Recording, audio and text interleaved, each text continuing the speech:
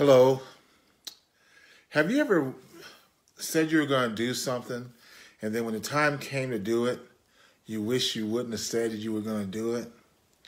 Well, I'm not quite that far, but I'm pretty close to it.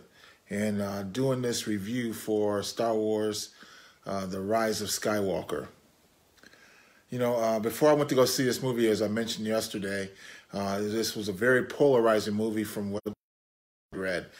Some of the reviews said it was a great movie. Some people said it was a disappointment. And I know there were some magazines, I don't know, Weekly gave it like a C. So I went into this movie not knowing what to expect. My expectations with all Star Wars movies are relatively high because it's Star Wars, right? And I tell you, it was disappointing. I gotta tell you, the more I even think about some of the things that happened within the movie, it's disappointing because I went in there and I wanted to be entertained. This is the last movie of the three trilogies that make up the Star Wars saga, and I really wanted it to be better than it was. I think that coming out of this movie, people are going to have drinking games for whenever someone not says, but yells the name Rey. How many times that happens in the movie, you'll see what I mean when you go see the movie. And you're going to go see the movie. I mean, you've invested. The first movie came out in 1977. So think about all the years that you've invested in watching these stories, either in the theater or in reruns and over again. Of course you're going to see the movie. And there you can compare notes. You can put your comments on this video. But I tell you, it was disappointing. Special effects were there, but the special effects were nothing you hadn't seen before. So, I mean, it felt like a retread of everything that happened before. And you might say, well, that's how you bring us into conclusion. But I remember at the beginning of this year, we had Avengers Endgame, and they did a good job of bringing in all the history of the films that preceded it without, at the same time, adding new wrinkles to it that made it a successful conclusion to that saga.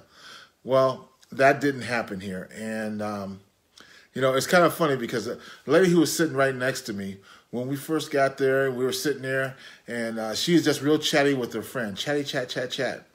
And just to go to show you how this movie was, at some point in the movie, I started hearing this weird sound, and I thought, okay, this is a Dolby theater and so forth, so you're going to hear some different sounds and so forth. But it didn't make sense in the movie. Well, I look over, and this chatty lady who was sitting next to me is snoring up a storm. I mean, she is out cold.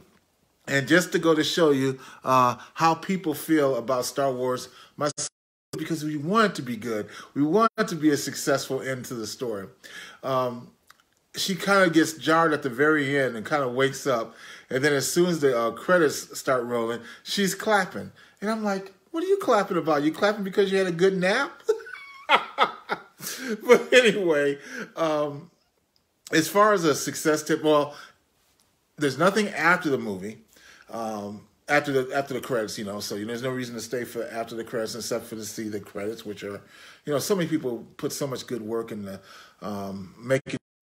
Again, it's disappointing that it wasn't a better movie. There may be some people who disagree with me, but I believe that if you disagree with what I'm saying, number one, give it some time to really sink in. And then number two, think about the bias that you kind of went in there with.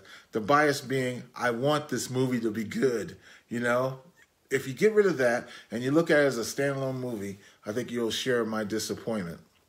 In terms of the success tip is an age-old one.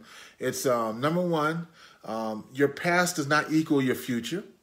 And number two, at any point, you can determine that you're going to create the identity you want to have going forward for the life that you want to have. So that's the success tip that came from the movie, in my opinion. And again, I know you're going to go out and see the movie anyway. I'm not here to dissuade you from doing so. I just wanted to give you my tips on it. So, as always, we're coming up into the holiday season. Next week is Christmas. So, if you want to know, a lot of people go to the theaters on Christmas. What are my top 5 movies that you should see during the Christmas time right now that are at the multiplex? Go ahead and send me a private message. I will send you my top 5 right now. As you know, I do these from time to time, and they always change because new movies come out. So send me a request privately, and I will send you my top 5 movies that you should see at the multiplex this week as you go into Christmas week. That's about it. Thank you very much for your attention. I hope you enjoyed Star Wars better than I did. I really do. And if you do, come back here, make your comments below. I really love to hear what you have to say about it. But in terms of the 5 movies, send me an instant message. I will respond back to you, the 5 movies, the best movies at the multiplex right now. That being said, have a great day. And if I don't talk to you before then, Merry Christmas.